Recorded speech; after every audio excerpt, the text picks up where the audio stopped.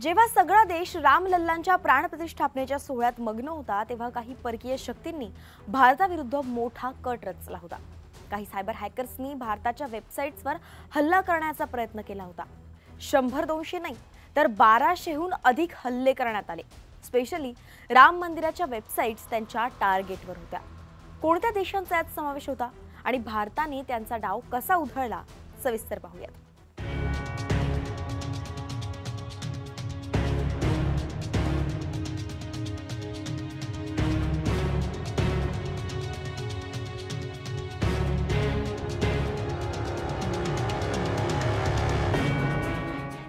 भारताने 22 जानेवारीच्या आसपास 1200हून अधिक आयपी ॲड्रेस ब्लॉक केले होते, जे चीन आणि पाकिस्तानशी संबंधित होते।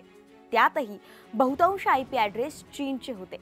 या हॅकर्सनी उत्तर प्रदेशातील राम मंदिर, प्रसार भारती सारख्या वेबसाईट्स काढून टाकण्याचा प्रयत्न केला होता, पण गृह मंत्रालयाच्या दक्षतेमुळे त्यांचा हा प्लॅन फसला।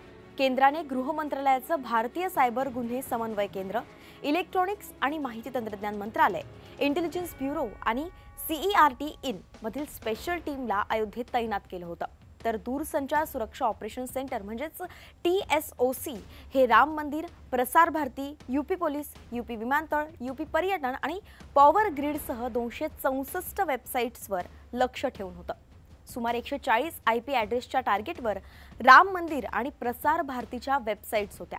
21 जानेवारीला सरकारनं ISPला चीन आणि पाकिस्तानचे आयपी ॲड्रेस ब्लॉक करायला सांगितले, पण त्यांचे हल्ले काही वाढतच होते, कमीच होत नव्हते।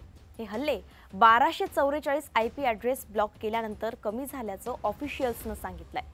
तर दूरसंचार विभाग म्हणजेच DOTने सायबर हल्ले रोखण्यासाठी AI आणि मशीन लर्निंग तंत्रज्ञानाचा वापर केला आणि क्राउड मॅनेजमेंटसाठी डिजिटल डेटाचा वापर केला होता। फक्त चीन आणि पाकिस्तानच नाही तर कंबोडियातून सुद्धा हल्ले झाले। या हल्ल्यांमधून स्पष्ट दिसून येत आहे की डिजिटल डोमेनवर सुरू असलेल्या या लढाईला सामोरं जाण्यासाठी सायबर सुरक्षेबाबतीत एका दूरगामी दृष्टिकोनाची आवश्यकता आहे। शिवाय डिजिटल सिक्युरिटी सुधारण्याची आणि आंतरराष्ट्रीय सहकार्याची गरज सुद्धा या घटनेतून दिसत असल्याचं अभ्यासकांनी म्हटलंय। राम मंदिर उद्घाटनाच्या वेळी झालेल्या हल्ल्यातून सायबरचा धोका स्पष्टपणे दिसून आला, पण असे हल्ले नेहमीच होतात। 2023 मध्ये भारताने 400 दशलक्ष सायबर थ्रेड्स पाहिले। सुरतमध्ये 15% तर बंगळुरूमध्ये 14%सह सर्वात जास्त प्रकरणं दिसून आली। 50%हून अधिक हल्ले हे रिमूव्हेबल मीडिया आणि नेटवर्क ड्राईव्हशी संबंधित होते आणि जवळपास 25% हल्ले हे ईमेल आणि वेबसाईटद्वारे क्लिक केल्या जाणाऱ्या लिंक्सच्या माध्यमातून करण्यात आल्याची माहिती आहे। दर महिन्याला सरासरी 3 हल्ले हे अँड्रॉइड डिव्हाइसवर झाल्याचंही समोर आलंय।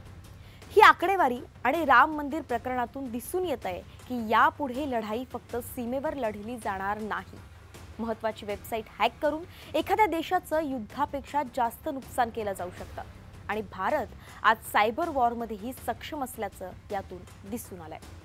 तुम्हाला काय वाटतं? आम्हाला कमेंट्समध्ये नक्की सांगा आणि अशाच माहितीसाठी न्यूज 18 लोकमतला फॉलो करायला विसरू नका।